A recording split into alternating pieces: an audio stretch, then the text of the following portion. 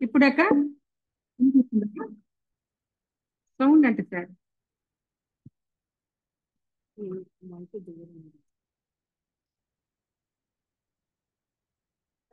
అంతే ఇంకా రాదు రాదండి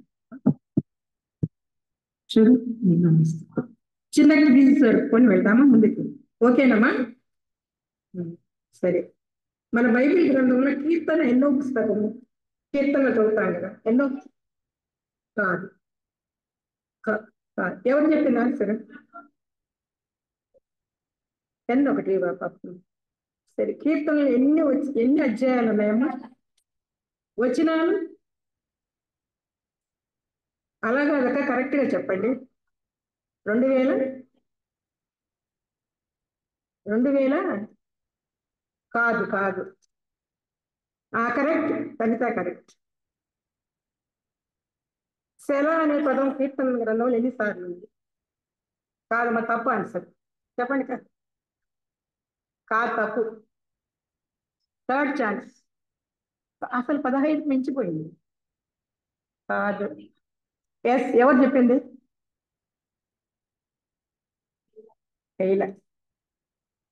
ఈ సెల అనే పదాన్ని సెల మొదటిసారిగా ఏ కీర్తనలో ఉంటే చదువుతారు కదా కీర్తనలు ఈజీ ఉంటుంది ఆ? కాదు కాదు మూడవది ఎవరి ఆలోచనలు యెహోవా వ్యర్థపరుస్తాడు నీవే నావే ఎవరివి కాదు సెకండ్ సుదర్శన్ ఎవరి ఆలోచన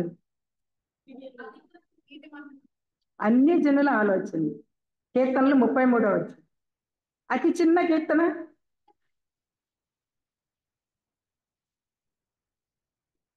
ఎంతమంది చెప్పినారు ఎవరు ఫస్ట్ చెప్పినారు అది పోనీ ఈ మన 119 వద్దాల్సి బలిపీఠం వద్దనే తన పిల్లల్ని గూటి స్థలాన్ని ఏర్పరచుకున్నా అది ఎవరు చెప్పింది సుశీల సుశీల కూడా రండి సరే సముద్రములో ఆటలాడుతూ దేవుడు సృష్టించిన పెద్ద సముద్ర జంతువు పేరేంది వెరీ గుడ్ సార్ ఒకే రకంగా కీర్తనలు 2 ఉన్నాయి చెప్పండి కాదు తప్పు తప్పు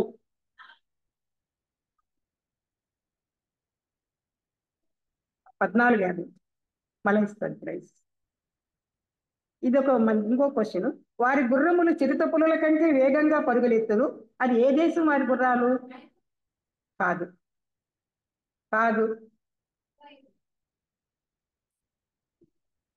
విజయక చెప్పారు ఎవరు చెప్పినారు ఆన్సర్ ఎవరు ఎవరికా జయమనక్క కదా జయమనక్క కల్దీవులు కరెక్ట్ లేదు లేదు కల్దీవులనే ఉంది హబక్కు గ్రంథంలో ఉంది చూసుకోండి 1 అధ్యాయం 8వ వచ్చి జరుబ్బా వేలుకున్న ఇంకొక పేరేంటి కాదు ఈ ఆన్సర్ గోస్ టు కేజే కోసం ఈరోజు వచ్చినా నేను అన్న 2-3 సార్లు అన్నగారు మన శేష్ బడ్జెట్ ఎవరు చెప్పింది రూత్ వెరీ గుడ్ అంటే అర్థం చెప్పండి అన్న వరప్రసాద్ రెడ్డి అన్న గారు చాలా సార్లు వాక్యం నాకు అసలు సమయం ఉండి వచ్చినప్పుడల్లా రాసుకున్నాను కూడా ఈ ఆన్సర్ యజక్క కూడా తెలుసు ఈ ఆన్సర్ తిరుమల అందరి సన్ననా వస్తారు మీరు ఈ ఆన్సర్లన్నీ రావాలంటే ఒక బుక్ ఉంది అన్నది అందరు తీసుకొని ఉంటారు మళ్ళీ మర్చిపోయి ఉంటే ఆ బుక్ని తీసుకోండి ఒకవేళ జూమ్లో కూడా మనం లేట్గా లాగిన్ అయినా నాలాంటిది ఇప్పుడు పనులుండి ఆ వచ్చిన ఒకటి పెట్టుకొని ఆ బుక్ తీసుకున్నానంటే దాంట్లో కరెక్ట్గా ఎవరిని గురించి చెప్తున్నారు ఏ అధ్యాయం ఏ వచనం కూడా దొరుకుతుంది కాబట్టి ఒక అర్థాలన్నీ రాసిన బుక్ అన్న బుక్కులు చాలా ఉన్నాయి ఆ బుక్కులు చాలా ఉంటాయి అడిగి తీసుకోండి డబ్బులు ఇచ్చి తీసుకోండి ఓకే సొలొమోను ఎన్ని సామెతలు రాసినాడు సామెతలు నిధుల దగ్గర కీర్తనలు 2 చెప్పండి కీర్తనలు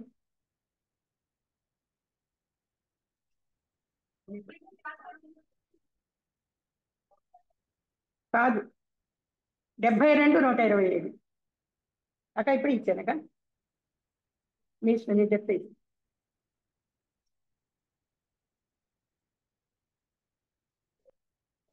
పేరు చెప్పండి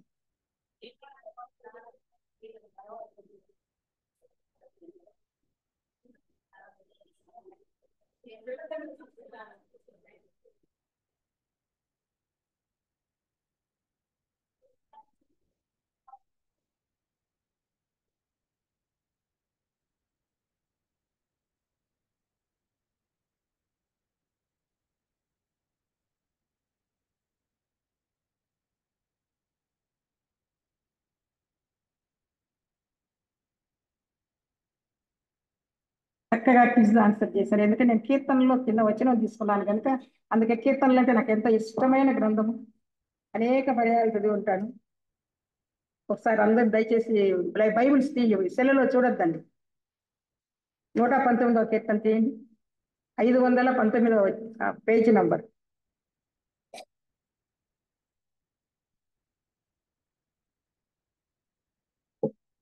71వ వచనం.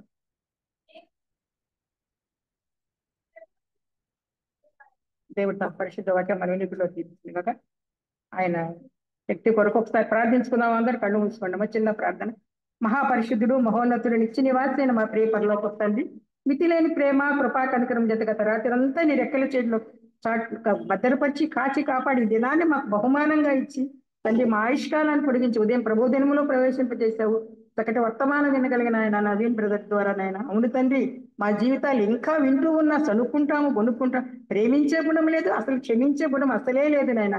ఆ విధంగా మరొకసారి మమ్మల్ని నా నీ వాక్యం ద్వారా నాయన మమ్మల్ని ఒక ఉద్యోగపరిచారు. మమ్మల్ని తండ్రి పురుకొల్పారు. నేను అందుని బట్టి వందన స్తోత్రాలయ్యా. ఇదిగో నాయన ఈ సమయాన్ని నాకు ఇచ్చారయ్యా. మీ చిత్త ప్రకారం నాయన నీ బిడ్డ ద్వారా నాకు ఇచ్చారు నాయన. అయితే నేనేమాత్రం అర్హత లేదు, యోగ్యత లేదు. మరి ఇప్పుడున్న పరిస్థితులు చాలా బలహీనురాలిని నాయన. తండ్రి మీరే ఉండండి నాయన. ఈ కాలం ఎట్టుందంటే తండ్రి ఎవరు ఏం చెప్తుంటే ఈమె ఈ వాక్యమా నేను అలాగ చాలా నాయన తక్కువ చేసి మాట్లాడతారు కనుక నేను మీరు నిలబడండి, మీరు మాట్లాడండి. మీరే మీ వాక్యమే మీ జీవజలాలు ఊగుతండి. ఈ వాక్యం ద్వారా ఫస్ట్ ఆఫ్ ఆల్ నేనేం నేర్చుకోవాలో దాన్ని నేర్చుకుని తన బిడ్డలందరికీ నైనా మాకు అందరికీ నైనా ఒక ఏదైనా ఒకటి నేను ఈ వాక్యం నీ జీవ గ్రంథంలో ఏ వాక్యానైనా తీసుకుంటే అది మేము గ్రాస్పింగ్ చేసుకుంటే మా జీవితాలు ఇంప్లిమెంట్ చేసుకుంటే మేము స్పిరిచువల్ గా డెవలప్ అవుతాం కదా ప్రభా. అయ్యా అయ్యా అందుని బట్టి సన్నిధిని అడుక్కుంటున్నాను, గోజాడుకుంటున్నాను అయ్యా. మీరు నిలబడిన అయ్యా నా నోటి బూరగా మీరు వాడుకోండి. మొదలైన ఏ అర్హత లేదు, యోగ్యత లేదు, అసలు జ్ఞానమే లేదు దాన్ని అయ్యా. మరి నీ చిత్తం ఎందుకు ఇచ్చారో నాకైతే అర్థం కాదు ప్రభా. అయ్యా అయ్యా వాక్యాన్ని మీరు వివరించి మాకు వడ్డించమని అలాగ చేస్తూ ఇంకా బిడ్డలు అనేక మంది రావాలయ్యా. ఏ అవస్థలు ఉన్నాయో తండ్రి రాలేకున్నారే బిడ్డలందరూ వచ్చే భాగ్యం దయచేసి నాయన. అపవాదికి అపజయము నీ నామానికే మహిమాగంతా వచ్చేటట్టు కృపను అనుగ్రహించమని అయ్యా.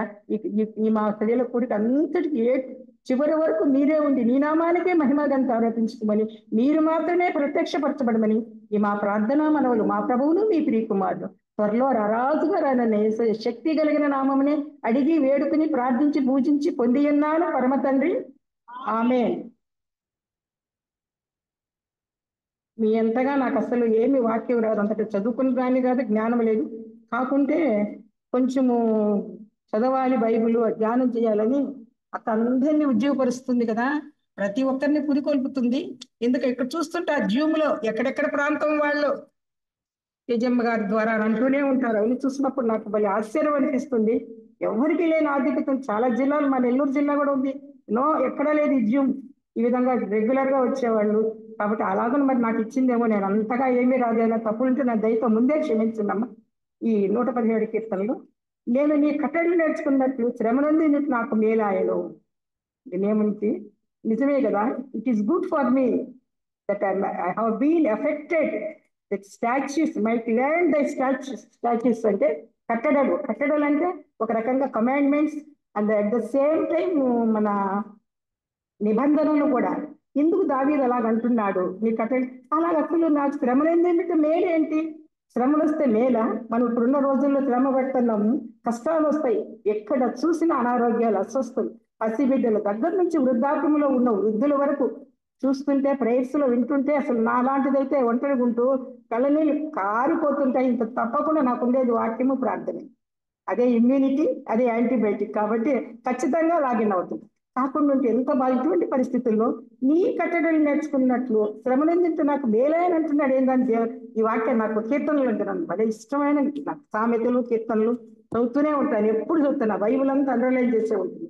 అలాంటప్పుడు నేను చూసుకున్నప్పుడు ఎందుకు ఇలాగన్నాడు నేర్చుకుని నాకు శ్రమనిందంటే ఎందుకనంటే ఫస్ట్ ఆఫ్ ఆల్ ఫస్ట్ దావీదంటే అర్థం చెప్పండి. ప్రియుడు. యెషయా ఏంటి? వాళ్ళ నాన్న యెషయా. చూడండి, ఆ విధంగా ఆయన శ్రమను ఎందుకంటే మేలైనాడు అని అనుకుంటే ఏంటబ్బా ఆయనకి ఏం మేలు కలిగిందంటే ఒకసారి మత్తయి సువార్త చూసుకోండి. ఒకసారి మత్తయి సువార్త చూసి మళ్ళీ మనం నేను అంతగా ఏం రెఫరెన్స్లు కూడా ఏం చెప్పను.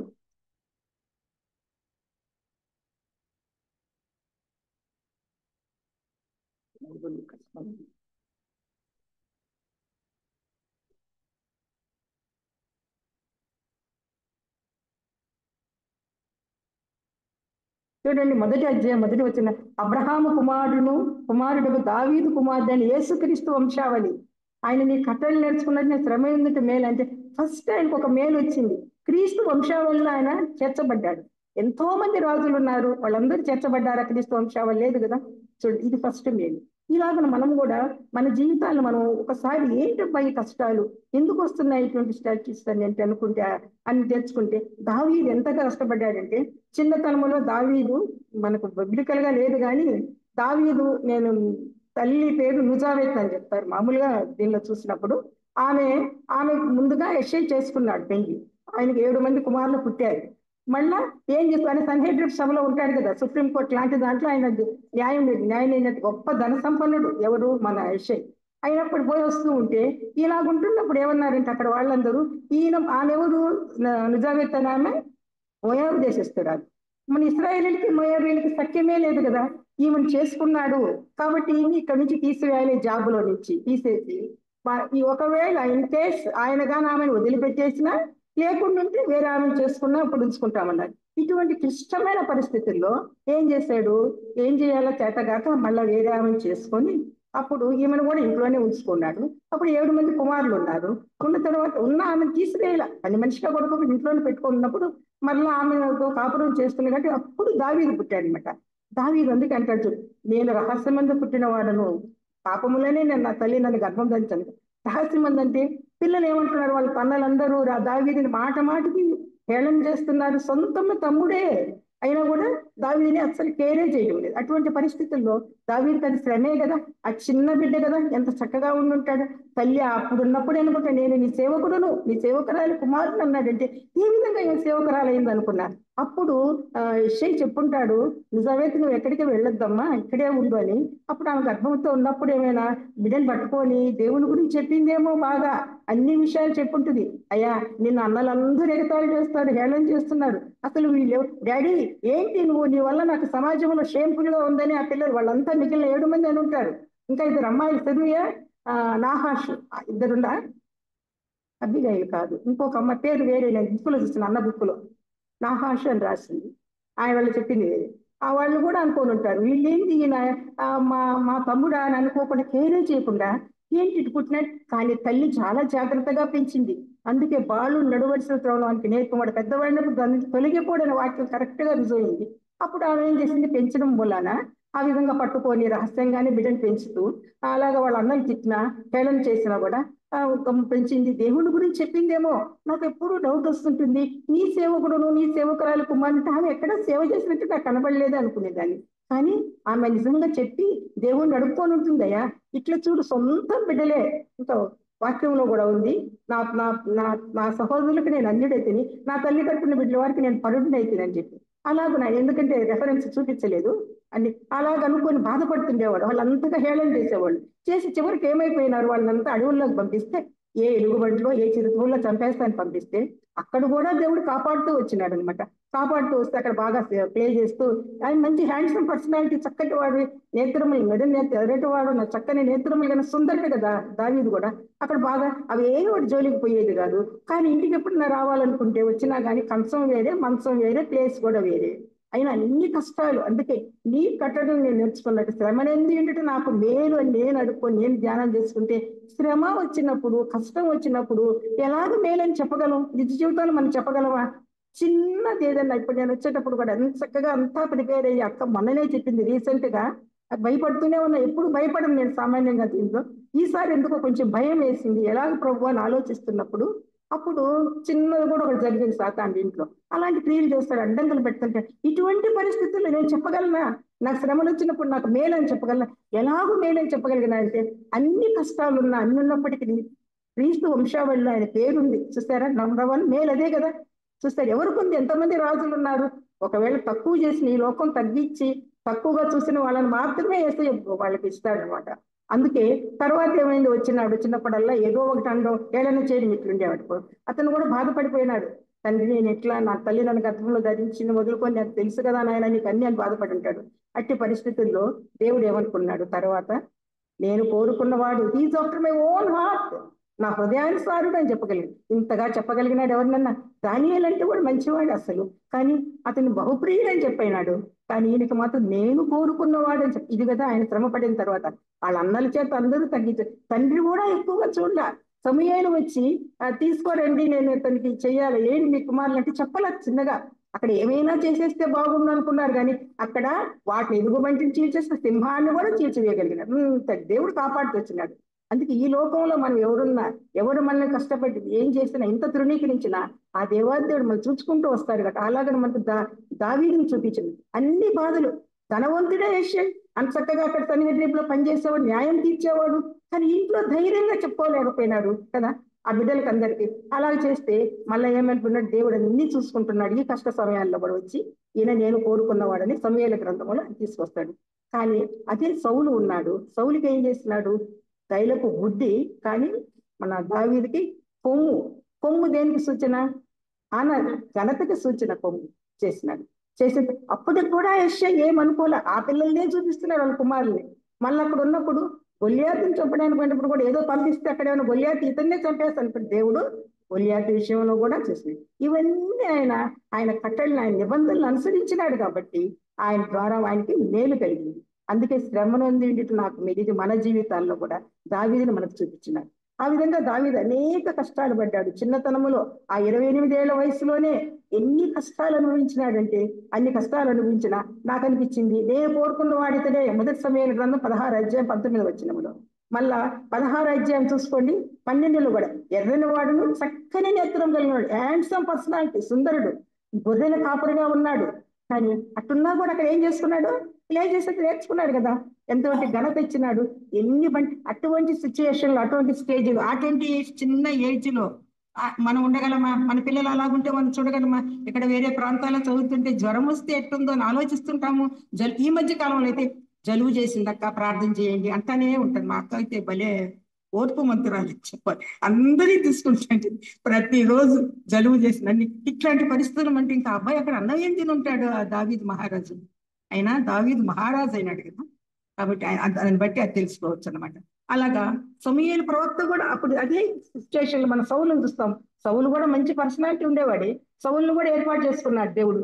కానీ సౌలు ఏం చేసినాడు, సౌలు వే ఆఫ్ టాకింగ్ కూడా ఆగటగొట్టు దాని కుమారుడా అని మాట్లాడే విధానం నాకు అప్పుడప్పుడు ఆలోచిస్తే ఇన్ జనరల్ గా మాట్లాడే ఉంది, ఏంటి సౌలు మహారాజు అనుకునేదాన్ని. అలాగున్నాడు. తర్వాత సౌలును కూడా ఇలాగ చేసినాడు, కానీ సౌలు ఆ తప్పు చేసినాడు. ఏంటి, అమాలేకులు చంపేయమంటే అందరినీ బిడ్డల్ని అందరినీ ఉన్న గొర్రెలని అందరినీ వాళ్ళల్లో మంచి మంచి అన్నిటిని పెట్టుకొని నీచమైన పనికి మాలిన వాటిని చంపేసి, అది దేవునికి తెలియదా? అందుకే ఆయన వెళ్ళిపోయినాడు. కానీ దావీదు మహారాజు అలా కాదు. ఎంత చక్కగా మొత్తం దానిలో తన బిడ్డలు, తన అన్నదమ్ములు అందరూ తనని ఏం చేసినా కూడా వాళ్ళందరూ జోలికి పోకుండా అన్ని విషయాల్లో దేవుడికి అనుకూలంగా, నాకు శ్రమలు ఉండడమే నాకు ఇష్టం అని చెప్పి ఆ శ్రమలలో ఉన్నాడు. కాబట్టి దానికి అనుగుణంగా ఆ కట్టడల్ని, ఆ స్టాచ్యూస్ అన్నిటిని పట్టుకొని ఎన్ని కష్టాలు వచ్చినాయి. అంత మాత్రమే కాదు, వివాహమైన తర్వాత కూడా కష్టమే. ఆయన చేసిన తప్పేననుకో, అయినా కష్టమే వచ్చేసి. కుమారుడి ద్వారా, అబ్షాలోం ద్వారా కష్టపడ్డాడు, అమ్నోను ద్వారా కష్టపడ్డాడు. మళ్ళా చూడండి సిక్లగులో, మళ్ళా అదుల్లాం గుహలో మళ్ళీ వాళ్ళందరూ వచ్చినారు. అటువంటి పరిస్థితులు చివరకు నాబాలు కూడా మొరటవాడని నాబాల దగ్గర కూడా యెషయా ఎవరు, యెషయా కుమారుడు. ఆయన ఏమి నోరు తెరవకుండా అన్ని విషయాలు సహించినాడంటే శ్రమ నొంది ఉండుట నాకు మేలు. శ్రమ నొంది ఉన్నాడు కనుకనే దావీదు అలాగున్నాడు. ఈ విధంగా శ్రమ నొందిన తర్వాత ఆయనకి ఏం మేలు వచ్చిందంటే ఆయన ఎంతగా కన్నీళ్లు గార్చినాడు, పశ్చాత్తాప్తుడైనాడు. మనం కూడా మన జీవితాల్లో అప్పుడప్పుడు శ్రమలు వస్తుంటాయి, అప్పుడప్పుడు మన జీవితాలు ఎన్నో కష్టాలు వస్తుంటాయి. ఇటువంటి సమయాల్లో నా జీవితంలో వస్తుంటాయి. నేనేం చెయ్యాలా? అప్పుడప్పుడు ఏం దేవుడా ఎందుకు ఇలాగ చేసినావు అని ఎప్పుడు అనుకుంటూనే ఉంటాను. ఆయన అన్ని ఇచ్చినారు కదా నీకు, ఇంకా ఎందుకు నీకు అని అనుకుంటాను. బిడ్డలందరూ చదువుకున్నారు, అందరికి వివాహాలు, ఇప్పుడు వివాహాలు కాక ఎంతమంది బాధపడుతున్నారు. అన్ని ఒక పక్క చూపిస్తుంటాడు. అసలు నాకెందుకు ఈ జీవితం? మొన్న ప్రకాష్ గారు చనిపోతే వాళ్ళ భార్య మా ఊరే కదా, అందుకు గుర్తొచ్చి ఎందుకు ప్రభు ఆయన ఉంచకూడదు, ఆయనకి అనారోగ్యం ఉంటున్నా నన్ను తీసుకోకూడదంటే నేను పడుకొని ఆలోచిస్తుంటే దేవుడు నిజంగా ప్రతి బిడ్డను వదిలిపెట్టడం అతని రక్తంతో వృద్ధాప్యంలో ఎంతో మంది నేను చెప్తున్నాడు ఆయన డాక్టర్ గారు వాక్యం చెప్పేటప్పుడు 82 సంవత్సరాల వయసు ఆయనకి వచ్చి బాప్తీసం ఇమ్మన్నాడంట. ఆయన ఒడిగిపోతున్నాడు, నీళ్ళలో దిగితే ఏమైపోతాడని వాళ్ళు పట్టుకున్నారంట.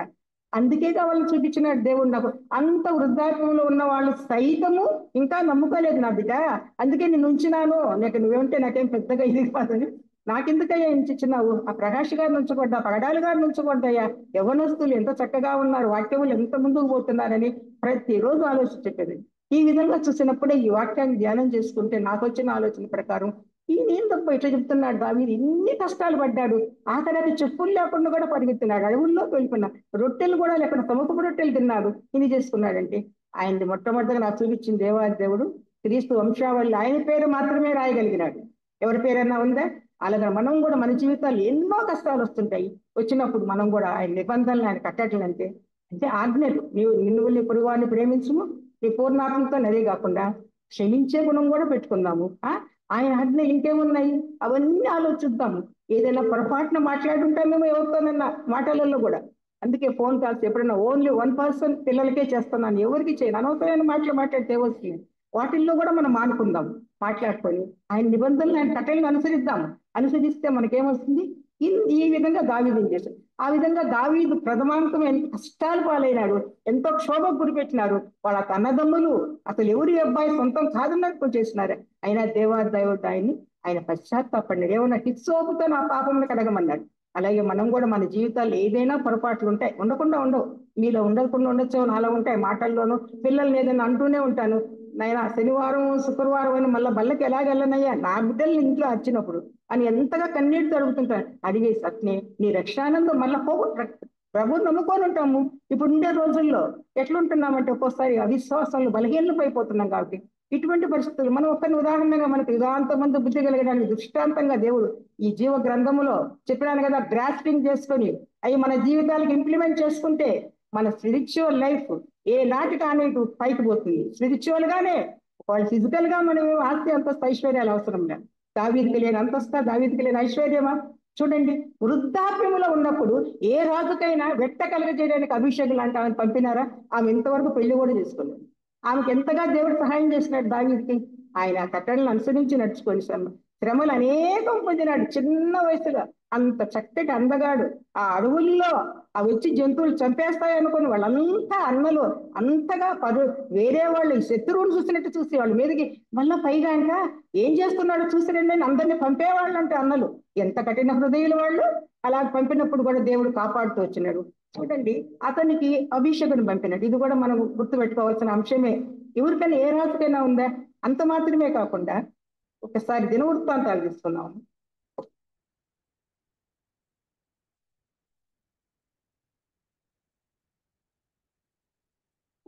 మొదటి గ్రంథ దినవృత్తాంతాలు 29వ అధ్యాయము 26వ వచనం చదువుతావా?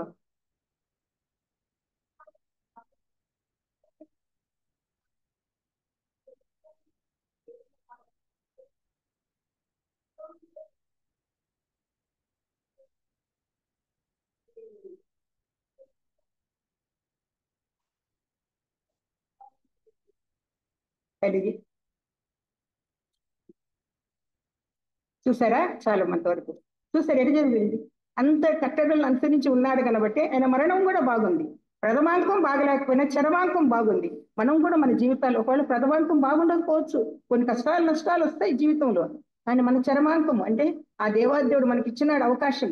ఆయన నమ్ముకొని కొన్ని విషయాలు తప్పిపోతుంటాం. మానవ మాత్రం బలహీనులము. మన ప్రవర్తన, మన తీరుతెన్నులు మనకున్నాయి. ఈ లోకరీత్యా ఉన్నాయి ఈ ఐహిక విచారాలు ఎన్నో ఉంటాయంటే. మన బిడ్డలకు వివాహం కాలేదు, ఉద్యోగాలు కాలేదు, అనారోగ్యం అస్వస్థలను. అటువంటి పరిస్థితుల్లో కూడా మనం ఆ కట్టలు శ్రమలు వస్తాయి తప్పకుండా. అటువంటి వాటిలో మన శ్రమనంది ఉంటే మనకేమొస్తుంది చూడండి. ఆయనకి వృద్ధాప్యంలోనే మరణం పొందినాడు. చూసారా? అదే రాజు ఒకసారి సమయానికి తీసుకున్నాము. మొదటి సమయం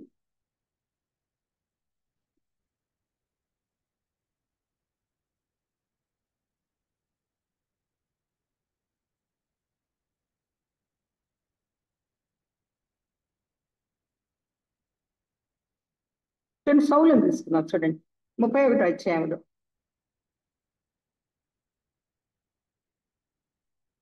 31 అధ్యాయం సమూయేలు గ్రంథం 251 పేజీ నంబర్. అంతలో ఫిలిష్తీయులు ఇశ్రాయేలు యుద్ధం చేయగా, చదువుతున్నావు పాప?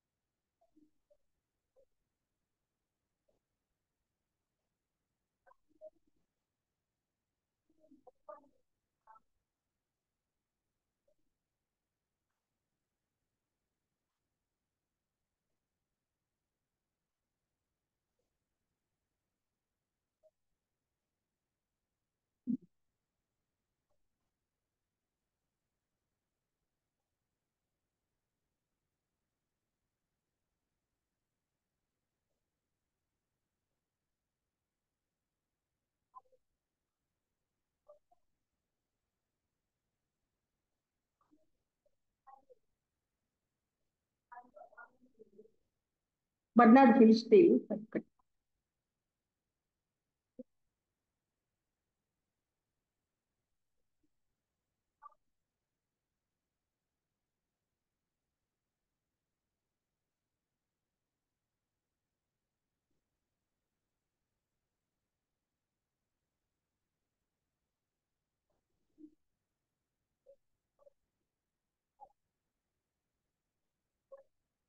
చాలు చాలుమా. చూసారా సౌలు ఎట్లున్నాడు? అంత అందగాడు సౌలు, కీషు కుమారుడు, అంత గొప్పవాడు, భలే ఉండింది కదా ఆయన ప్రథమాంకం అంతా. కానీ కేవలం ఒక్క పొరపాటు చేసినాడు. మన జీవితం ఏం చేసినాడు? అమాలేకీయులను చంపేసి వాడు ఏమంటే ఆ మిగతా వాటిని అన్నింటినీ పెట్టుకున్నాడు, గొర్రెల్ని పశువుల్ని, కేవలం నీచమైన వాటిని అన్నింటినీ చంపేసినాడు. అప్పుడు సమూయేలుకి వినబడింది, ఆ రంకెల శబ్దం వినబడుతుందని తప్పు చేసినాడు. కానీ ఒప్పుకోలా, ఆయన వేవ్ ట్రాకింగ్ తర్వాత. అందుకని ఆయనకి ఏమొచ్చాడు? ఆయన మరణం ఎట్లుంది? కుమారులు ముగ్గురు చనిపోయినారు. కనీసం ఆయుధాలు మోసేవాడు అతనితో ఉన్నవాడిని నన్ను పొడవమంటే నేను చేయి రాపని అన్నాడు, చంపేయమని. అలాగుంచుండే ఆ గిల్బోవ దగ్గర ఆ మొండాన్ని వేరే చోట పెట్టినారు. చూసారా? ఆయన కట్టలను, ఆయన నిబంధనలు అనుసరించి శ్రమలు ఏంటంటే నాకు మేలు, శ్రమలు కష్టాలు అనుభవించిన తర్వాత దావీదు చరమాంకం ఎలాగుంది, సౌలు చరమాంకం ఎలాగుంది? సౌలు ప్రథమాంకం భలే బాగుంది, చరమాంకం అలాగుంది. కాబట్టి మనం మన దేవుణ్ణి నమ్ముకున్న బిడ్డలుగా ఉంటే ఒకవేళ అప్పుడప్పుడు మన జీవితాల్లో ఎన్నో సమస్యలు వస్తుంటాయి.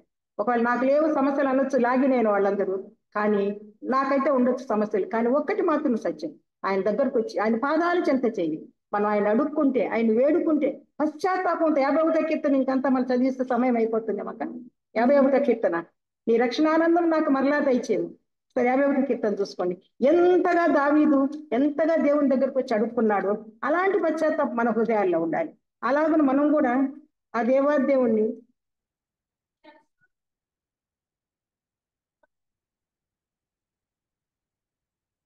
ఇంకా కొంచెం చదువు.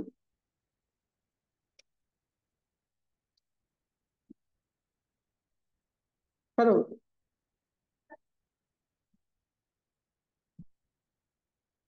7 నుంచి చదువు పాప. హిస్సోపుతో నా పాపం పరిహరి.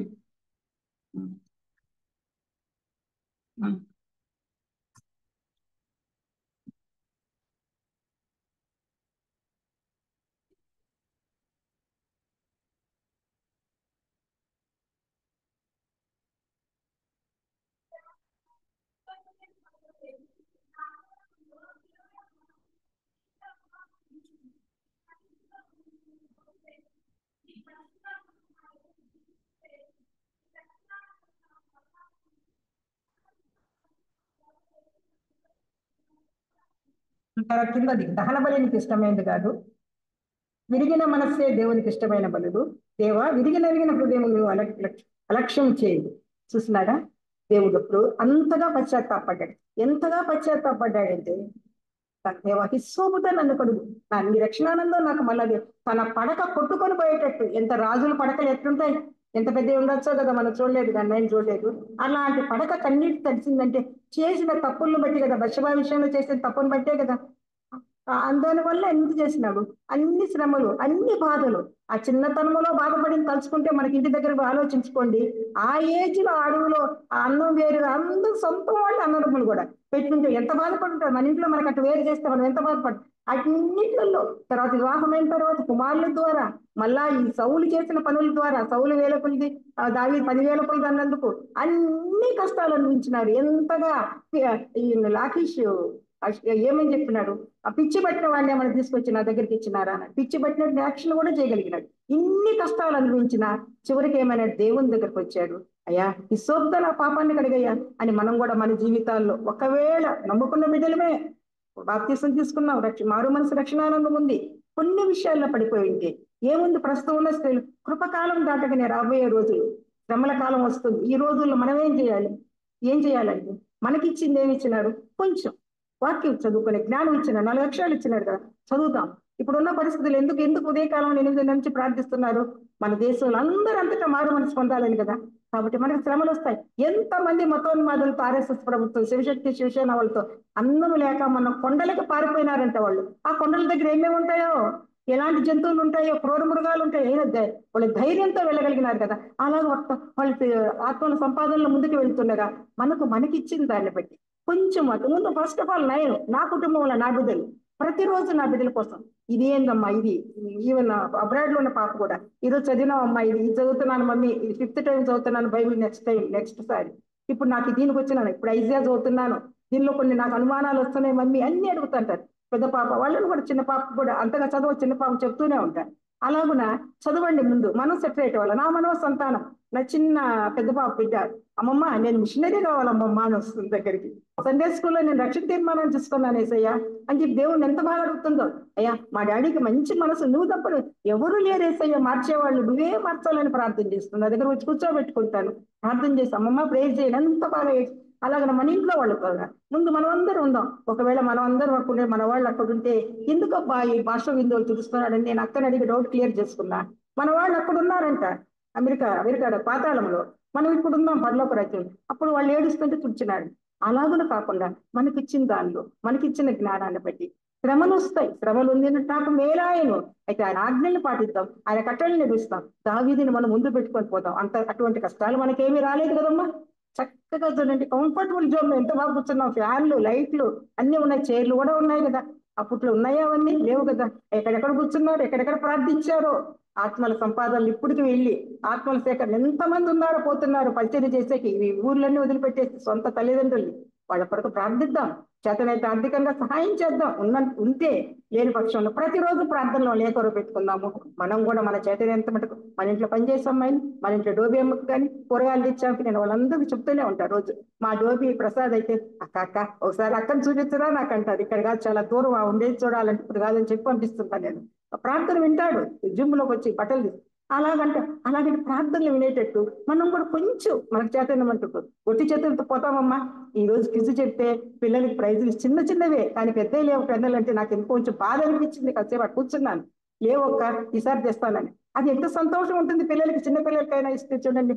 దానిలోనే ఉంటే మన కోసం ప్రాణం పెట్టి ఏసై దగ్గరికి పోతుంటే ఆయన ఏమన్నాడు, మారు మనసు అంతటా పొంది కొంచెం చెప్పమ్మని చదవటే కొన్ని ఆత్మలన్నా తీసుకోబోవద్దు అక్కడికి. అలాగన మనం కూడా దావీదు మహారాజులాగా చేద్దాం. అలాగనే దావీదే కాకుండా మోషేని తీసుకున్నాం. మోషే కూడా ఎన్ని శ్రమలు పొందినాడు చూడండి. మోషే కూడా హెబ్రీ పట్టిక తీసుకోండి. మోషే అంటానే హిబ్రూస్ మీకు గుర్తొస్తుంది. హెబ్రీ పట్టిక 11వ అధ్యాయం. 11వ అధ్యాయం హెబ్రీ పత్రికను ఏం పేరు పెట్టారు? శ్వాస వీరుల పట్టిక.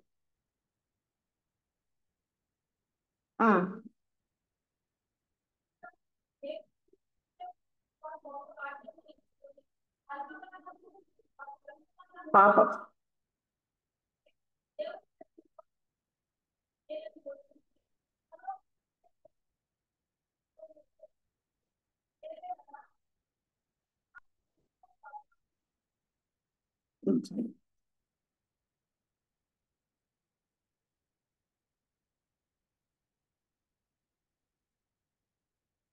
చూసారా? మోషే అంటే అర్థం ఏందమ్మా? పుట్టినవాడు కదా. ఆ విధంగా అంత సుందరుడు మోషే కూడా బాగుంటేనే కదా అన్ని నెలలు దాచుకొని ఇస్తే. ఫరో కుమారుడు అంటే ఎంత గ్రేట్ చేస్తుంటుంది అందులో. ఫరో రాజే మామూలు రాజా? ఆ రాజుకు అనిపించుకోవాలి, ఎందుకంటే నిందలైనా పడకని చెప్పి వచ్చేసినాడు. ఎందుకు రావాల్సి వచ్చింది? వచ్చి ఏమైనాడు, గ్రేటెస్ట్ లీడర్ అయినాడు.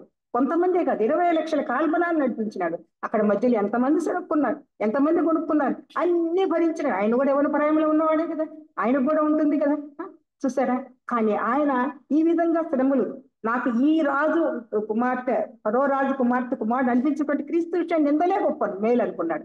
అలాగని వచ్చేసినాడు. వచ్చిన తర్వాత ఆయన కష్టాలే వచ్చినాయి. పోయినాడు మిద్యాన్ దేశానికి పోయినాడు. అక్కడ దగుయేలు దగ్గర ఉన్నాడు. వివాహం చేసుకున్నా కొంచెం సేపే. కానీ సిప్పోరా ఏమైనా ఆయన చేసిన గొప్ప కార్యాలు, ఎర్ర సముద్రంలో ఆయన దాటించింది, ఇవన్నీ ఎన్నెన్ని గొప్ప కార్యాలు ఎన్ని చేసినట్టు, అవి 20 మించిపోయినాయి. అన్ని అద్భుతాలు, ఆశ్చర్యకార్యాలు అవన్నీ చూడలేకపోయింది. అయినా భార్య అక్కడే ఉంది, బిడ్డలు అక్కడే ఉన్నారు కొంచెం సేపు. ఆయన వాళ్ళందరినీ దూరం పెట్టుకున్నాడు, దేవుని కొరకు వచ్చినాడు. కానీ అలా వచ్చి ఆయన అన్ని కష్టాలు, శ్రమలే నాకు ఇష్టం అనుకున్నాడు. కానీ అక్కడ మళ్ళా మనం ఇంకోటి చూస్తాము సంఖ్యాకాండములోనే.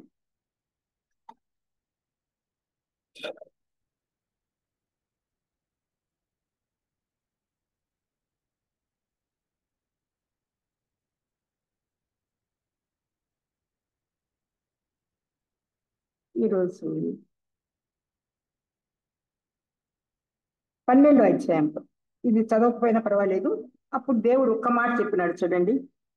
అతను నా ఇల్లంతటిలో నమ్మకమైన వాడు, నేను గూఢభావాలు కాదు కానీ దర్శనమిచ్చి ముఖాముఖిగా అతనితో మాట్లాడుతును. అతని యెహోవా స్వరూపమును విచారించి చూడు. కాబట్టి నా సేవకుడైన మోషేకు విరోధంగా మీ మాట్లాడటకు మీరేలా భయపడలేదు అన్నాడు. చూడండి, అక్కడ అంత నుంచి వచ్చినాడు. అంత పెద్ద ఆ ఐశ్వర్యాన్ని ఘనతను వదిలిపెట్టుకొని ఇక్కడికి వచ్చినాడు. నిందలు పడినా ఏం చేసినా కానీ అక్కడ ఏమైంది మధ్యలో, ఆయన ఒకవేళ వాళ్ళు ఆఫ్రికన్స్ ఏమో కదా, కూషు దేశస్తులంటే, ఆమెను చేసుకున్నాడనే వాళ్ళ అక్క వాళ్ళు అన్ని మాట్లాడినా కూడా దేవుడే వచ్చి చెప్పినాడు ఏమని, నేను గూఢభావాలు అందించాను, నేను ముఖాముఖిగా దర్శనమిస్తాను. ఇలాగ ఎవరికి దర్శనం ఇవ్వగలిగినాడు ఆ దేవుడు? మోషేకి మాత్రం. ఎందుకంటే ఆయన వదిలిపెట్టి వచ్చినాడు. శ్రమలే నాకు చాలు అనుకున్నాడు, నిందలే భరిస్తానని వచ్చినాడు. అన్ని భరించినాడు, వచ్చినాడు. అలాగ దేవుడు ఆయన ప్రత్యక్షమే చూపింది. అంత మాత్రమే కాకుండా ఇంకా చూడండి, ఇప్పుడు మళ్ళా దీనిలో చూసుకుంటే ఆయన చనిపోయినప్పుడు కూడా కణాలు చేరలేదని ఒక్క చిన్న ద్రోహులారా అన్నందుకే, అయినప్పటికీ ఆయన సమాధి లేదు ఇప్పటి వరకు, ఎవరు చూడలే. యెహోవా దేవుడే ఆయన ఇక్కడ చనిపోయి చెప్పినాడు. ఇది గ్రేటెస్ట్ థింగ్ కదా. ఆయన గ్రేటెస్ట్ లీడర్. అంతమంది కాల్బనాలు నడిపించాడు. వాళ్ళ సనుగులు గొనుగులు ఎన్నెన్ని అన్నారో, ఈవెన్ అక్క అన్న వాళ్ళే, అహరోను వాళ్ళే అన్నారు కదా, ఇట్లా ఏంది నీకేనా, ఆమెకి ఇష్టం లేదేమో ఆమె చేసుకోవడం చెప్పారని. కానీ దేవుడు ఆయన సపోర్ట్ చేశాడు. కాబట్టి ఎన్ని నిందలు వచ్చినా ఆయన సేవలో మనం ఉంటే, ఆయన కొరకు శ్రమలు అనుభవిస్తే, మోషేకి చేసిన దేవుడు మనకి చేయడం. కాబట్టి మనం కూడా అలాగ మోషేని కూడా చూసుకున్నాము. శ్రమలు అనుభవించినాడు ఆయన. చివరికి చూడండి, అందరికీ సమాధులు చేయబడ్డా కానీ ఎందుకు ఆయన సమాధి నాకైతే అంత అర్థం లేదు అనుకుంటూనే ఉంటాం. అసలు ఇంతవరకు ఎవరికి తెలియదు ఎందుకో, మరి ఏమో తెలియదు. యెహోవా దేవుడే ఆయన సమాధి చేసి ఉంటాడేమన్నా అనిపిస్తుంది. ఒకవేళ ఆయన సమాధి చేసి పెట్టింటే అందరూ ఈయనే గొప్పడు ఆయన దగ్గరికి వచ్చేవాళ్ళేమో, వాళ్ళంతా ఇశ్రాయేలీలు మళ్ళా కదా. వాళ్ళందరూ నడిపించడం ఎంత కష్టపడి ఉంటాడు, ఎన్ని కష్టాలు అనుభవించినాడు. వాళ్ళకి జీవాహారాన్ని మన్నాన్ని కురిపించి ఇచ్చిన వాళ్ళు అన్నిట్లలో లేదు. ఈ రోజు నవీన్ తమ బ్రదర్ కూడా చెప్పినాడు కదా, అంతా కొనుక్కోవడం ఏమైపోయినారు, మధ్య దారిలోనే కొంతమంది చనిపోయినారు. ఒకవేళ కానానికి చేరలేకపోయినాడు కానీ, పోలేకపోయినా రేపు మరలా రాగలుగుతాడు మోషే. అటువంటి దేవుడు ప్రణాళికలు ఎంత అంటే వండర్ఫుల్ అండ్ మార్వలెస్. ఆయన ఎంతగా పెట్టుకోబట్టే ఆ మోషేని అంతగా తీసుకొచ్చి ఇక్కడికి వచ్చి ఇక్కడ ఒక్క మాటే కదా అనింది, ద్రోహులారు అన్నాడు, చిన్నగా కొట్టినాడు అంతే. ఈ రెండింటి కోసం ఎందుకు కణాలు చూపించలేకపోయి ఊరికే చూపించినాడు చూడు అని. మోయాబు దేశంలోనే ఆయన చనిపోయినాడు, ఆ పిస్గా కొండపైకి ఎక్కినాడు. చూసారా? కాబట్టి ఈ విధంగా ఆయన నాకు సుధిస్తున్న నిందలే మంచిదని చెప్పి అంత పెద్ద రాజభోగాలన్నీ వదిలిపెట్టి వచ్చినాడు. ఈ విధంగా మనం కూడా మన జీవితాల కష్టాలు ఎన్ని ఉన్నప్పటికీ మనం కూడా మోషేని చూసుకున్నాము. ఆయన వచ్చినాడు కానీ ఆయనకేమో నష్టం లేదు, ఆయన ఖ్యాతినే మిగిలింది. రేపు మళ్ళీ రాబోయే రోజుల్లో దేవుడు మోషేని కూడా తీసుకొస్తాడు. తర్వాత ఇంకొకటి చూసుకున్నాము.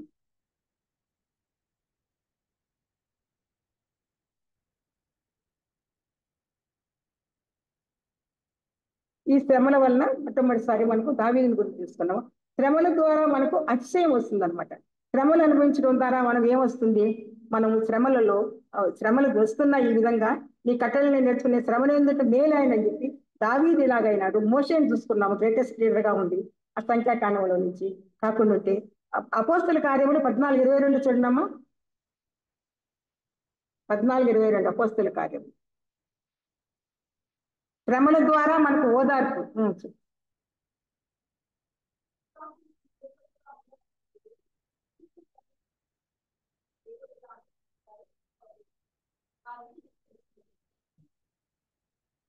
అప్పుడు ఏం జరిగిందంటే అపోస్తులైన పౌలు కూడా అనేక శ్రమలు అనుభవించారు. అతన్ని ఏం చేస్తున్నారంటే ఈడ్చినారు, రాళ్లతో కొట్టినారు, చనిపోయారు అనుకుని ఈడ్చి పడేసి వెళ్ళిపోయినారు. కానీ అక్కడున్న శిష్యులు చూసిన తర్వాత మళ్ళా లేచి వెళ్ళిపోయి వాళ్ళకి చెప్తున్నారంట. అనేక శ్రమలు అనుభవించిన తర్వాత మళ్ళీ మనం దేవుని రాజ్యంలో చేరుకుంటాం కాబట్టి శ్రమల గురించి మీరు బాధపడదని అపోస్తుల పౌలు కూడా చెప్పినాడు. అపోస్తుల పౌలు అంటే ఆ రోజుల్లో నేను హింసకుడు, దూష దూషకుడు హింసకుడు అని చెప్పినాడు. తను చేసిన పనులు ఈడ్చినాడు ఆయన కూడా. అందుకే ఇక్కడ ఏడవబడినాడు, దేవుడు చూపించినాడు. మనం చేసింది మనకు ఒప్పుకోడు, పాపిని క్షమిస్తాడు కానీ పాపాలను మటుకు కొంచెం శిక్షిస్తా అంటాడు దేవుడు. అది మనకి కరెక్ట్గా జరుగుతుంది. చేసి మళ్ళీ ఎన్ని మనం అనుభవించిన తర్వాత అని చెప్పి ఆ విధంగా రోమా పత్రిక తీసుకోండి, 5:3-4. రోమా 5వ అధ్యాయం 3-4 వచ్చినారు. శ్రమల ద్వారా మనకు అతిశయం వచ్చింది, శ్రమల ద్వారా నెమ్మది వచ్చింది. ఉం.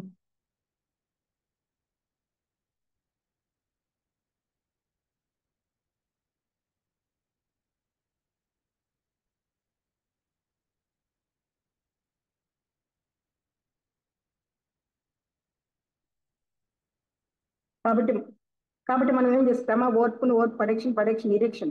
కాబట్టి శ్రమలు వచ్చినప్పుడు ఓర్చుకుందాం. ఇప్పుడు పౌలు ఓర్చుకున్నాడు కదా ఇంత శ్రమలు వచ్చినప్పుడు. అందుకే ఆయనకు మనకు ఆయన రాజ్యంలో చేరుకున్నాడు. చెప్పినాడు, నా కొరకు నీతి కిరీటం, నా పరుగును కడముట్టించి నా కొరకు నీతి కిరీటం ఉందని చెప్పినాడు కదా. కాబట్టి ఈ లోకంలో ఎన్ని శ్రమలు వచ్చినా మన నిరీక్షణతో ఉంటాం. శ్రమల్లో మనకేమొస్తుంది, కట్టడంలో మనం నేర్చుకునే శ్రమ ఏంటంటే నాకు మేలాయన కదా. అప్పుడు మనకు ఓర్పు వస్తుంది, శ్రమల్లో అతిశయం వస్తుంది, శ్రమల్లో మనకు నెమ్మది వస్తుంది. శ్రమల ద్వారా మనకి ఇంకోటి ఏమొస్తుందంటే అందము, సౌందర్యం. సౌందర్యం, అందం అంటే ఎవరు గుర్తొస్తారు మనకు? యోబు గుర్తొస్తాడు. యోబు ఆ రోజుల్లో అంతగా అన్నీ అయిపోయింది కానీ యోబు ఏం చేసినాడు, దేవుడు మళ్ళీ సాక్ష్యం ఇచ్చినాడు. ఈ లోకం ఇటువంటి వాడు ఎవరూ లేరని చెప్పినాడు.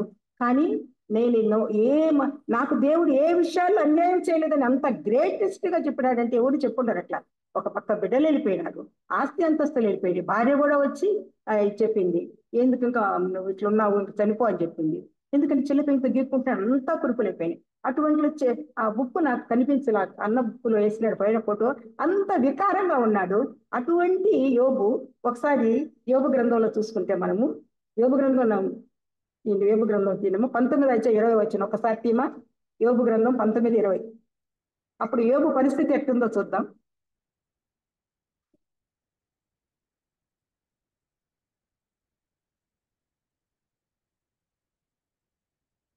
చూసారా? ఈ అస్థి చర్మం అంటే ఎముకలకు అంటుకున్న చర్మమే. ఎంత అందగాడు యోబు పట్టబోతుంటే అందరు లేచి చూసేవాళ్ళంట. ఆయన అందుకే నా కన్నులతో నేను నిబంధన చేసుకుంటే ఎవరిని ఆడవాళ్ళగా నా వయసులో ఎవరిని చూడలే ఆయన. ఏ దానిలోనైనా చెడుతనమును విసర్జించిన వాడు యథార్థవంతుడు, యెహోవాయందు భయభక్తులు కలిగిన వాడని దేవుడే సాక్ష్యం ఇచ్చినాడు. ఇటువంటి వాడు భూలోకములు ఎవరూ లేరని చెప్పినాడు. అటువంటి యోబు అంతగా అయిపోయినాడు, కష్టాలు శ్రమలు వచ్చి. అయినా దేవుడు వదిలిపెట్టి, నాకు దేవుడు ఏ విషయంలో అన్యాయం చేయలేదని చెప్పాడు. మనమైతే ఏం చేసయ్యా ఇట చేసినావే, ఎందుకు నాయన ఇన్ని కష్టాలు ఇచ్చినావే, అంత ఇస్తే మనం అసలు ఉండగలమా? విడిచిపెట్టేసి మళ్ళీ సాతాను ఎదురు చూపిస్తే ఒక గాలం వేస్తే ఆ గాలం వైపు వెళ్ళిపోతాం. కాబట్టి అటు పరిస్థితులు అటు పోకుండా ఉండడానికి యోబుని మనకు పెట్టినాడు. అన్ని కష్టాలు వచ్చి అదే యోబు అన్ని శ్రమలు పొందిన యోబుకి ఏమి ఇచ్చినాడు దేవుడు చూడండి. మళ్ళీ 42 అధ్యాయానికి ఒక్కసారి రండి, అయిపోతుంది ఇంకా ఎక్కువసేపు ఏం చెప్పండి. ఒకసారి చదువుకుందాము.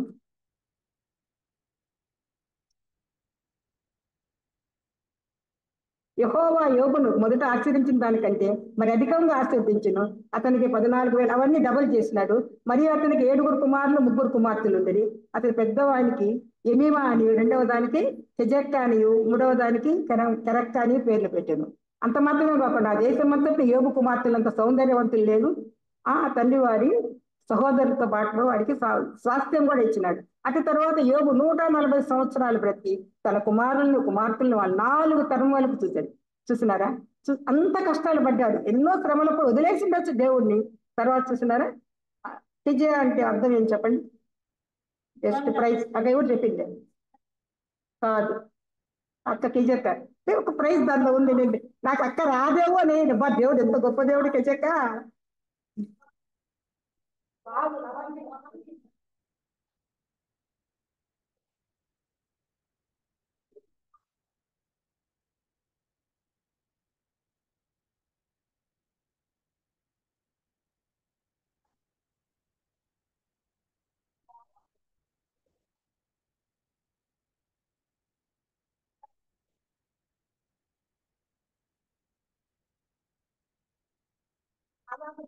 చూడండి అంతమంది సౌందర్యం అందం ఎట్టొచ్చిందబ్బా అంతగా అన్న రాసిన బుక్ చూస్తే పైన నేను వెతికినా నా బుక్ ఎక్కడో పెట్టేసిన కనబడలా. ఆయన ఫోటో వేసినాడు. మన వరప్రసాద్ రెడ్డి బుక్స్ అమ్ముతున్నాడు, కొనుక్కోండి అందరూ. నువ్వు కొనుక్కోలేదేమో పెద్ద, చాలా బుక్స్ ఉన్నాయి, కొనుక్కోండి. దానిలో యోగుని గురించి వేసినాడు అక్క ఫోటోలో. అంతా ఎంత మచ్చలు మచ్చలు, ఎంత జబ్బు ఉన్నట్టు గిచ్చుకుని ఇటువంటి ఆయనకి అందం సౌందర్యం అంటే ఇది డబుల్ మెజర్. మళ్ళీ ఆయన క్షేమ స్థితిని ఆయనకి ఎప్పుడు ఇచ్చినాడు? ఆయన తన స్నేహితుల విషయం కూడా ప్రార్థించినాడు. వాళ్ళు వచ్చి ఏందో నువ్వు ఇట్లా నువ్వు అట్లా అంతే మన స్నేహితులు కూడా. ఒక్కోసారి అందుకే మీరు ఆదరణ కత్తలు కాదు బాధకే కత్తలు అని చెప్పినాడు దేవుడు. అట్లా మన స్నేహితులు వచ్చి ఏమంటారంటే ఏముంది లగ్నక్క, ఏమ్మా రారు జూమ్ కంటే ఎవరైనా మంచిగా వాక్యం నేను ఈరోజు అనుకున్నా ఏసయ్య పేరు రాసినారే, పేరు నువ్వు రారేమో అని అనుకుంటున్నా. నిజంగా అట్లా అనుకున్నాను. బాగా వాక్యం చెప్తే దాన్ని వింటాను అక్క. నేను తమాషణ వాక్యము జీవ జలాల ఊట రోజు నదీ ప్రవాహంలో ప్రవహిస్తుంది మన జూమ్ లో. జాబ్ హోల్డర్స్ తప్ప మిగతా లాగిన్ కండి, దానిలో తీసుకోండి, ప్రచురిల్లే జ్వాలల్లాగా తయారవుతారు. ఆఫ్టర్ ఆల్ చదువుకొని దాన్ని నాకే కొంచెమన్నా ఇచ్చినాడు. మీరైతే ప్రకాశించే జ్యోతుల్లాగా రావాలంటే ఎవ్రీడే మీకు సమయం ఉన్నప్పుడు దానిలో జూమ్ లోకి లాగిన్ కండి, అందరూ ఎవరి దగ్గర పెట్టించుకోండి దాన్ని. ఎంత మంచి చెప్పిన వాక్యమైన అన్న గురించి ఎంతమంది చెప్పిన మనలో ఒకటి ఖచ్చితంగా నాకైతే దొరుకుతుంది, మీకు దొరుకుతుంది. నా ఇంట్లో ఉండే నోట్ బుక్స్ అన్ని ఇవే అయిపోయినాయి 5 సంవత్సరాల నుంచి. ఎందుకంటే నా మనవ సంతానం ఇస్తాను, రేపు పిల్లలకి వింటారు వాటిని. అలా తీసుకోండి, కొన్ని రాసుకోండి. చెప్పినాను కదా లేటుగా లాగిన్ అయినా అన్న రాసిన బుక్ తీసుకోండి, దానిలో వెతకండి, దినవృత్తాంతాలు చూడండి, దానిలో ఆ పేరు చూసుకోండి, దొరికిపోద్ది మనకు. ఎవరిని గురించి చెప్పినారా ఈ వాక్యం అని నేను లేటుగా లాగిన్ అయినప్పట్లో తీసుకుంటాను. కాబట్టి ఆ బుక్స్ ఉంటాయి. దానిలో యోగుని గురించి చేస్తే ఏంతో పైన ఎట్టున్నాడు, ఈయనకే అందమో సౌందర్యం అనుకుంటే, సౌందర్యం అనుకుంటే బిడ్డలే అనుకున్నాను. అందం ఎట్టొచ్చిందంటే ఆయన క్షేమస్థితిని మళ్ళీ ఇచ్చినాడు కదా దేవుడు. అప్పుడు మళ్ళీ అందం వచ్చేస్తుంది ఆయనకి. ఆయన అందంగా లేకపోతే బిడ్డలు అంత అందంగా ఎట్టుకుంటుంటారు చెప్పండి? చెప్పండి మరి. ఆ విధంగా దేవుడు ఎన్ని శ్రమలు పొందినా తిరిగి చూడు విత్ డబల్ మెషర్తో బ్లెస్ చేస్తాడు. మనం కూడా చూస్తున్నాం కదా. ఇప్పుడు ఎంతో మంది డిఎస్సి రాస్తున్నారు కదా. డానీ బ్రదర్కి ఎందుకు ఇచ్చినారు చెప్పండి? ఎంతమంది రాస్తున్నారు, తెలిసిన వాళ్ళు నెల్లూరులో కూడా అందరూ రాస్తున్నారు. చూసారు, దేవుడు ఎప్పుడు తన బిడ్డలు ఎప్పుడు విడిచిపెట్టాడు. ఒకళ్ళు ఎన్ని కష్టాలు రావచ్చు, శ్రమలు వచ్చు, ఆయన ప్లాన్స్ చెప్పినారు కదా, మార్వలెస్ అండ్ వండర్ఫుల్ ఎప్పుడు. కాకపోతే ఆయన పాదాలు చెంత రావాలా, పశ్చాత్తాపడాలి, అడుక్కోవాలా, తప్పుంటే క్షమించనుకోవాలి. ఆ విధంగా అందము సౌందర్యాన్ని యోగుని తీసుకున్నాము. ఇంకా అయిపోయింది, ఒక్కటే ఉంటుంది పాయింట్. 7 పాయింట్స్ తీసుకుని వస్తాం.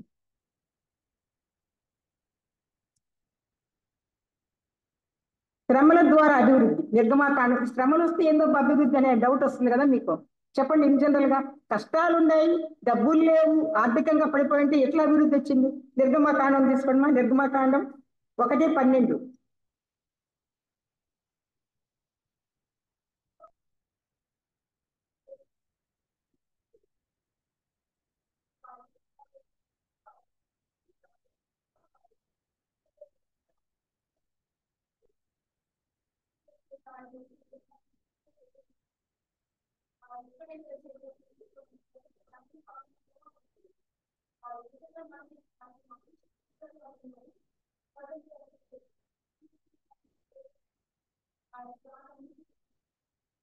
చూస్తున్నారా, అక్కడ రాజు అప్పుడు ఏం చేసేవాడు, ఇస్రాయేలీని వాళ్ళు కూడా ఐగుప్తులో ఉన్నప్పుడు ఎంత జిగటమందు పనులు, అన్ని పనులు చేస్తారు వాళ్ళు. అయినా ఎంత బాధలు పడి ఉంటారో.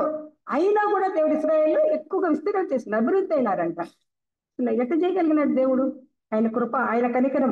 నా బిడ్డలు కదా వీళ్ళు, ఇస్రాయేలు నీ భాగ్యం ఎంత గొప్పదన్నప్పుడు ఇప్పుడు ఇస్రాయేలీల ద్వారానే కదా అన్ని జరుగుతున్నాయి. ఈ టెలిఫోన్ మనకి ఇస్రాయేలీలే కదా కనుక్కోండి ఇలాగనమాట. సో ఎన్ని కష్టాలు వచ్చినాయి ఇంకొకసారి చూసుకోండి. దానిలో వాళ్ళంతగా ఎంతగా కష్టపడ్డారు. అయినను ఇన్ని జరిగిన ఐగుప్తులు వాళ్ళు శ్రమ పెట్టే కొలది వాళ్ళు విస్తరించి ప్రబలిరి. శ్రమల ద్వారా మనకు అభివృద్ధి వస్తుంది. మనం కూడా మన జీవితాల్లో మనం ఒక ఎగ్జామ్ రాయాలి, కష్టపడాలి. ఇప్పుడు డానీ ఎట్లొచ్చిందని అంటే ఏదో విజయవాడలో ఎక్కడ కోచింగ్ తీసుకున్నాడు. అందుకే మనం కూడా, మీరు కూడా కోచింగ్ ఎక్కడైనా తీసుకొని కొంచెం సమయం ఉన్నప్పుడు చదివింటే ఏమైనా వచ్చేదేమో. కాబట్టి అలాగే మనం కూడా కష్టపడాలి. ఒక పరీక్ష రాయాలంటే కష్టపడాలి. చిన్న పని చేసుకొని ఈ వాక్యమే అనుకో, మన అక్క చెప్పినారు అనుకో, కొంచెం దానికోసం నేను ఎంతసేపు రాత్రి చాలాసేపు కూర్చుంటాను. నాకు రాదు కదా నైనా, వాళ్ళు ఒకళ్ళు హేళన చేస్తే ఎట్లా అంటే కొన్ని పాయింట్స్ అన్న చూపించేసయ్యా, తెలివిలేదేసయ్యా అని చెప్పి తీసుకొని ఈ వీటిలో తీసుకుంటే నాకు దేవుడు చూపించినాడు. ఎంత బాగున్నా బాగలేకపోయినా ఈ శ్రమలు వస్తే నీకు అభివృద్ధి. మన జీవితాల్లో మన ఇళ్లలో కూడా శ్రమలు వచ్చాయి, ఏదో మళ్ళీ వెంటనే మళ్ళీ చూపిస్తాడు. దేవునికి స్తోత్రం అంటుంటారు పిల్లలు ఏదైనా కానీ. చిన్న పాప అంత బాగుండదు, స్కూల్లో అప్పుడు పోయి బాగా రాసింటే మేడం వెరీ గుడ్ అనేసింది.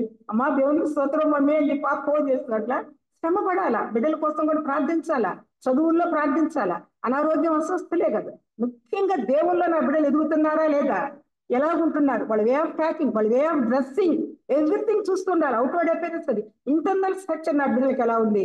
ప్రతిరోజు అమ్మా మీరు ఈ రోజు ఏం చదివినారు, ఇది నాకు చిన్నతనం నుంచి అలవాటు. నేను నా చిన్నతనం వల్ల 3వ తరగతిలోనే పల్లెటూరు మా ఊరు చూస్తే మనకి చక్కగానికే తెలుసు.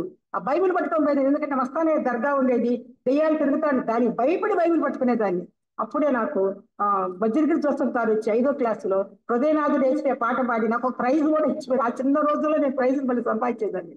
అలాగ ఆ బైబిల్ పట్టుకొని పోయేదాన్ని. బైబిల్ ఉంటే నాకు బైబిల్ చిన్న స్కూల్, ఎలిమెంటరీ స్కూల్లోనే అలాగనే మళ్ళీ డి గారు కూడా వచ్చి రాయమంటే నేను కష్టపడేదాన్ని కాబట్టి ఇండిపెండెన్స్ డేకి ఐ పెట్టినాను, బిగ్ 3rd లెటర్ పెట్టినందుకు వెరీ గుడ్ అని చెప్పి ఇచ్చేసిపోయినాడు.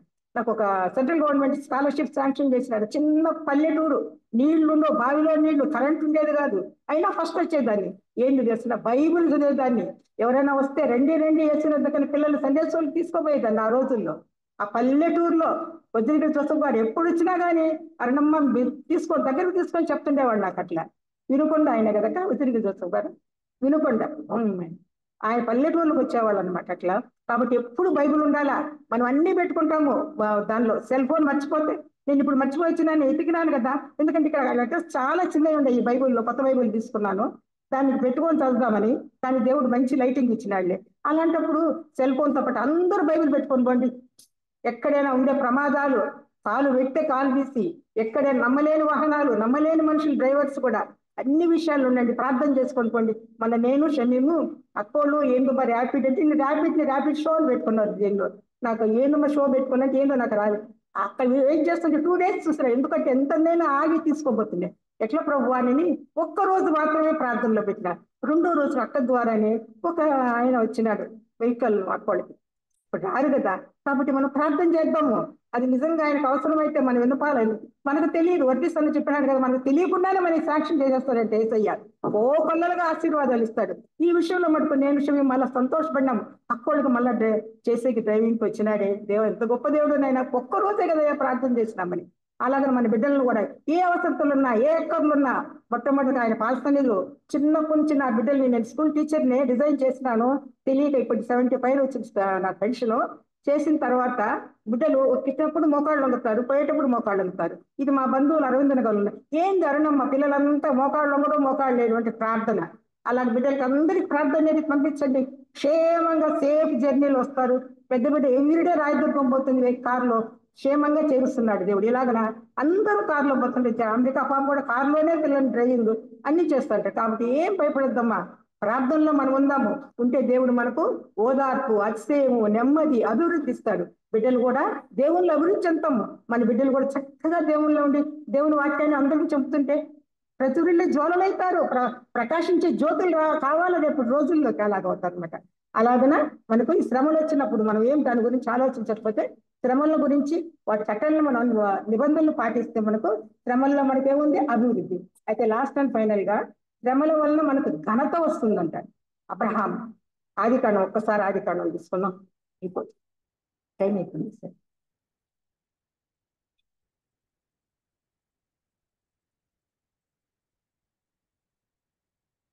ఆదికాండం 22వ అధ్యాయం. ఆ సంగతులు జరిగిన తర్వాత దేవుడే అబ్రహామును పరిశోధించను. మీకు అందరికీ తెలిసిన విషయమే. అబ్రహాము చాలా వయసు అయిపోయిన తర్వాత ఆయనకు ఒక కుమారుని ఇచ్చాడు, ఇస్సాకుని. ఇస్సాకుని బలేయమని అడిగినాడు. కానీ అబ్రహాం ఎంత విశ్వాసం కలిగిన వాడు. ఏందయ్యా లేక ఇచ్చినావు కదా నాన్న, మళ్ళా ఏం అడుగుతున్నామని ఏం క్వశ్చన్ చేయలే. చాలా కూడా క్వశ్చన్ చేసి ఉంటదేమో అని వెళ్ళినాడు. వెళ్ళినప్పుడు చూడండి, నేను ఈ చిన్నవాడును అక్కడికి వెళ్ళి దేవునికి మ్రొక్కి, చూడండి మరలా నీ ఎద్దుకు వచ్చేదము అని చెప్పి అక్కడికి వెళ్ళాడంట. ఎంత ధైర్యము, ఎంత విశ్వాసము. అందుకే దేవుడు ఏమన్నాడు, అబ్రహాం ఐఎమ్ యువర్ షీల్డ్ అని చెప్పి, నేను కేడముగా ఉంటానని చెప్పగలిగినాడు. అబ్రహాం చూస్తున్నారా ఎంత ధైర్యంగా. ఒకగానొక కొడుకునిచ్చి మళ్ళీ అడిగితే నువ్వేమనుకుంటావు, నేనేమనుకుంటాను, ఎందయ్య ఈక ఇచ్చినావు, తీసి అంత దూరాన ట్రాన్స్ఫర్ చేసినావు అని బాధపడతానే ట్రాన్స్ఫర్స్ వచ్చినప్పుడే. అలాంటప్పుడు ఎన్నో సంవత్సరాలకి ఇచ్చిన అబ్రహాంకి బలీయమంటే అసలైనా వాళ్ళకి ఎంత చక్కగా చెప్పాడు. ఆలోచించుకోండి, నువ్వు వెళ్ళి దేవునికి మ్రొక్కి వస్తామన్నాడు. ఈ దాన్ని చూసి అబ్రహాము భయపడలేదు. అందుకే అబ్రహాంకి మళ్ళా బిడ్డనిచ్చేసి ఇంతకన్నా ఘనతన దేవుని దగ్గర ఆయన పొందుకునేది చూడండి. అంత గొప్పది, విశ్వాసాన్ని బట్టి ఆయనకున్న విశ్వాసం అంత గొప్పది. కాబట్టి ఆయన ఆ విధంగా ఆ దేవుని ఈ శ్రమను మనం అనుభవిస్తే మనకు మహిమయు ఘనత వస్తుంది. 1 పేతురు 1:7 ప్రిస్కిల్లా, 1 పేతురు 1. దేవునికి భయపడే వాడిని అబ్రహాంకి దేవుడు ప్రేయర్ చెప్పినాడు అనమాట.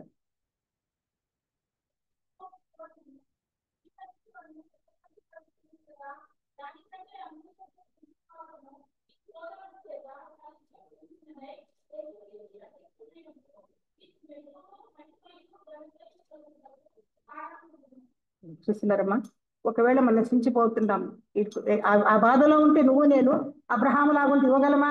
ఇస్సాకునిచ్చి మళ్ళా అంత డేరి డాష్ గా నేను వస్తాము దేవునికి మురుక్కి అంటాడు. ఆయన బలీమని అడుగుతుంటే మేము వస్తాము అంటే ఇద్దరు వస్తాము. ఇస్సాకుడు కూడా ఎంత చక్కగా చెప్పగలిగినాడమ్మా.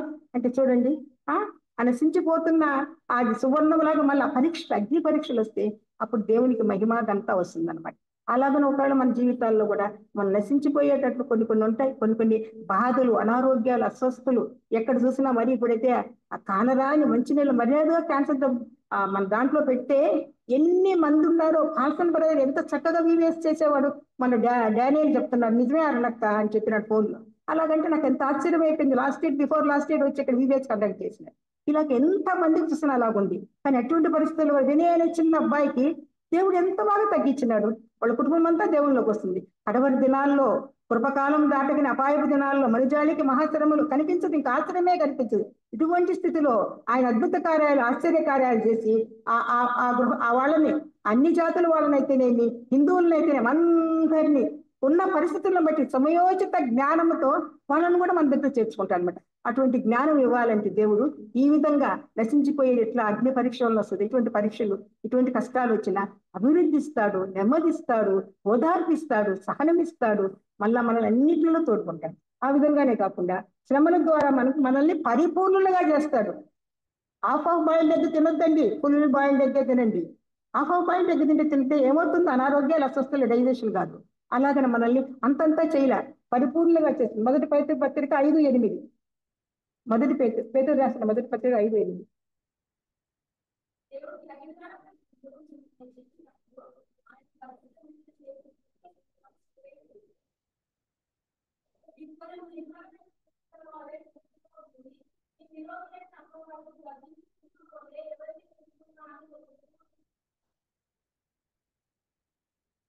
మొదటి పేతురు 5:8 అంట.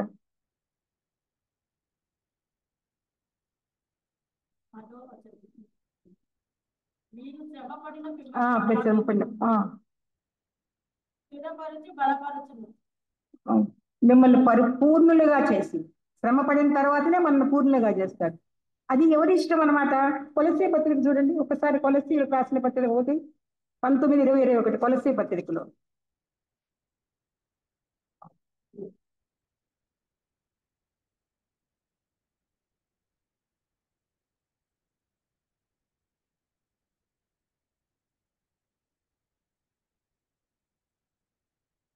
ప్రతి మనిషినికి క్రీస్తునందు సంపూర్ణంగా చేసి ఆయన ఎదుట నిలబెట్టవాలని సమస్త విధమైన జ్ఞానంతో నేను ప్రతి మనిషినికి బుద్ధి చెప్పుతూ, ప్రతి మనిషినికి బోధించుతూ ఆయన్ని ప్రకటిస్తున్నాను. అందు నిమిత్తము నాలో బలముగా కార్యసిద్ధి కలిగించే వారికి క్రియాశక్తిని బట్టి నేను పోరాడుతూ ప్రయాసపడుతున్నాను. మళ్ళీ చూడండి కొలస్సీ 1:19 చదువుమా, చదివినావా?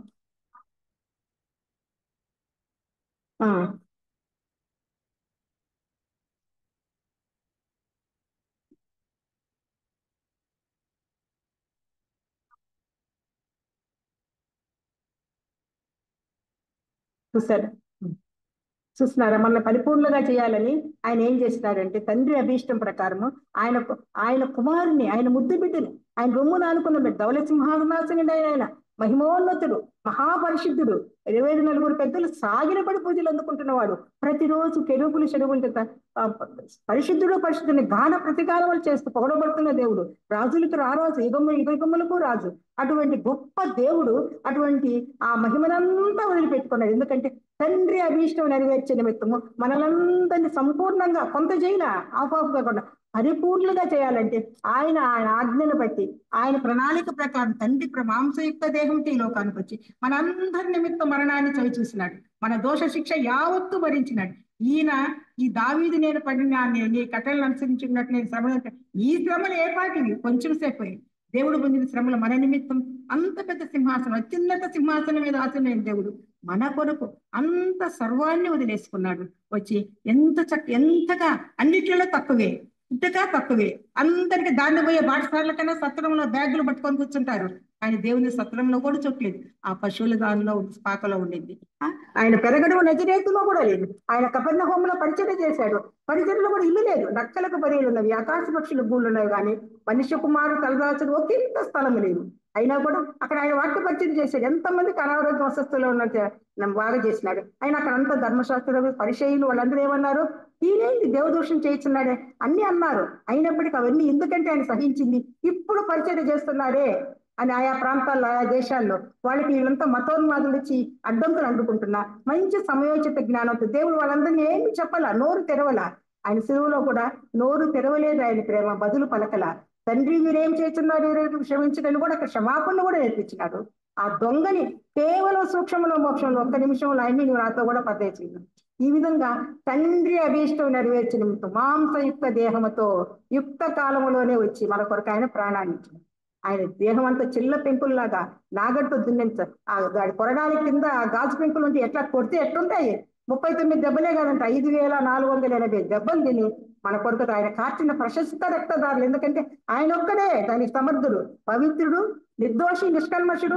పాపంలో చేరక ప్రత్యేకించబడిన ఆయన రక్తమైతేనే మనకు అందుకే ఆయన యజ్ఞ పశువుగా ఉదింపబడిన గొర్రెపిల్లగా ఎనలేని భాగ్యాన్ని వదిలిపెట్టి ఈ లోకానికి వచ్చి మనందరి నిమిత్తం ఆయన కార్చిన ప్రశస్త రక్తదారులతో మనల్ని పరిపూర్ణంగా చేసే నిమిత్తం మనల్ని కొంచెం కొంచెం చేయాల ఒక రోజు నమ్ముకుంటే వదిలిపెట్టలా నమ్మి మారు మనసు పొంది రక్షణానుభవం తీసుకొని బాప్తీసం తీసుకునే వాళ్ళగా పూర్తిగా చేసేటట్టు మన కోసం పరిపూర్ణించాడు కాబట్టి ఆ విధంగా ఆయన శ్రమను పొంది అందరి దోషిక్ష యావత్తు ఆయన భరించాడు చిల్ల పెంకుల్లాగా అగ్ని తండ్రి ముఖం చాటేసుకుంటే అగ్నిని వర్షంగా కురిపించినాడంట ఆ అగ్నికి ఎట తట్టుకున్నాడో ఏసయ్య ఆ నొప్పులకి ఎట తట్టుకున్నాడో ఆ బాధలకి ఎట చిన్న సూది గుచ్చుకుంటే అల్లాడిపోతాం జాకెట్ పిన్ను పెట్టుకునేటప్పుడు గుచ్చుకుంటే అన్ని బాధలు అనవచ్చు ఎందుకంటే కేవలం మనము పాపంలో పుట్టాం పాపంలో పెరుగుతున్న పాపంలో జీవిస్తూ పాపంలో చనిపోతే పాతాళమే కదా ఆడ పండు కొడుకుతాయి ఏడ్పే కదా ఉంటుందని చెప్పి మన నిమిత్తం ఆయన అందరి కొరకు మరణాన్ని చవి చూశాడు తన రక్తధారలన్నీ ఒక రక్తనాళము 950 మీటర్ల పొడుగంట డాక్టర్ నోవా గార్చి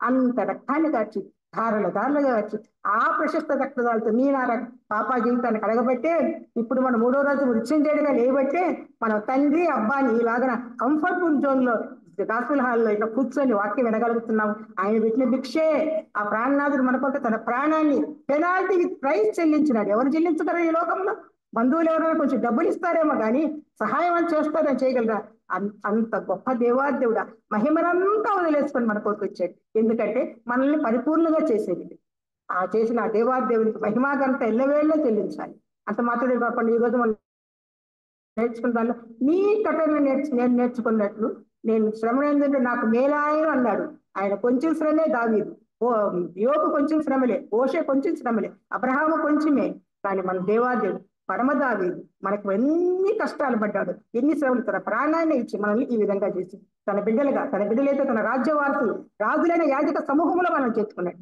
అట్టే దేవాదేవుడు మనము ప్రతి దినము ప్రతి నిత్యము సమయం ఉన్నప్పుడల్లా సూర్యోదయం సూర్యాస్తమయం అన్ని స్థుతించాలా లేకపోతే ఆ రుణము తీరక అట్లా ఉండవలసిందే ఎన్నిసార్లు స్థుతించినా కాబట్టి ఆ విధంగా మనం పరిపూర్ణంగా చేసిన ఆ దేవునికి మనం ఎల్లవేళలా కృతజ్ఞతాస్తుతి చెల్లించుకుంటూ అట్టి కృప మనందరికీ ఆ దేవాదేవుడు అనుగ్రహించింది కాక ఈ విధంగా ఈ అవకాశం ఇచ్చినందుకు పెద్దలందరికీ వందనాలు మాత్రంగా అక్కకు కూడా వందనాలు చెల్లించుకుంటున్నాను దేవుడికి కూడా వందనాలు ఏదైనా తప్పు నుండి క్షమించండి